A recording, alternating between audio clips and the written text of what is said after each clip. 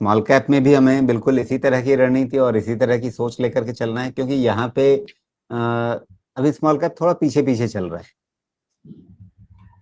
Actually मुझे आप पूछेंगे ना, तो मुझे मिड कैप, खास करके जो lower strata of mid cap है और स्मॉल कैप, इसमें मुझे कोई खास फर्क दिखता नहीं है except for the nomenclature. Because एक तो मुझे नॉमेनक्लेचर ही समझ में नहीं आता कि आप 1 लाख करोड़ वाली कंपनी भी अगर आपकी 250 के टॉप 200 है, 50 है ना, उसके नीचे हो गए तो उसको आप मिड कैप बोल दीजिएगा। तो ये मुझे डेफिनेशन नहीं समझ में आता और मुझे काम भी नहीं करता। जब मैं एक्चुअली पोर्टफोलियो कंस्ट्रक्ट करता हूँ तो मुझे काम ही नहीं करता। तो मुझे कैसे बनाना होता है, एक तो बनाना होता है कि वो मिलियन डॉलर कंपनी कैसे होगी, बिलियन डॉलर का मार्केट कैप कैसे होगा। तो इस सब के मार्केट कैप के बेसिस पे और उससे मेजरमेंट करना पड़ता है हमको, जिसमें एफआईआईज का इंटरेस्ट हो सकता है, जिसमें म्यूचुअल फंड्स का इंटरेस्ट हो सकता है। तो उस तरह से हम तोड़ते हैं चीजों को। तो मार्केट कैप मेरे लिए मुझे लगता ही नहीं है कि वो मायने आज के तारीख में रखता है, बिकॉज ये डेफिनेशन में ही त्रुटि जो बोलते हैं मुझे लगती है पर्सनली। तो हमको अपने मार्केट कैप अपने हिसाब से बनाने पड़ते हैं।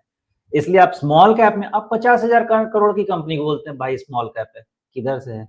रिलेटिवली स्मॉल कैप बनाया है ना हमने। 50,000 करोड़ का मार्केट कैप कम होता है? नहीं होता है।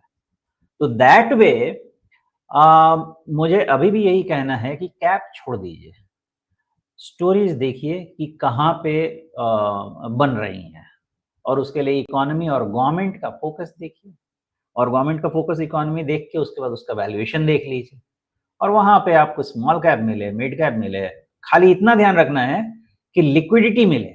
मतलब आप लेस देन 1,000 करोड़ कंपनी में जाएंगे तो एग्जिट एंट्री रिस्क रहेगा, है ना, वो वाली तकलीफ रहेगी। इवन 10,000 करोड़ की कंपनी भी रहेगी और मान लीजिए कि 90% 95% आपका क्लोजली हेल्ड है, प्रमोटर का, इंस्टीट्यूशंस का, वहां पे भी लिक्विडिटी रिस्क रह सकता है।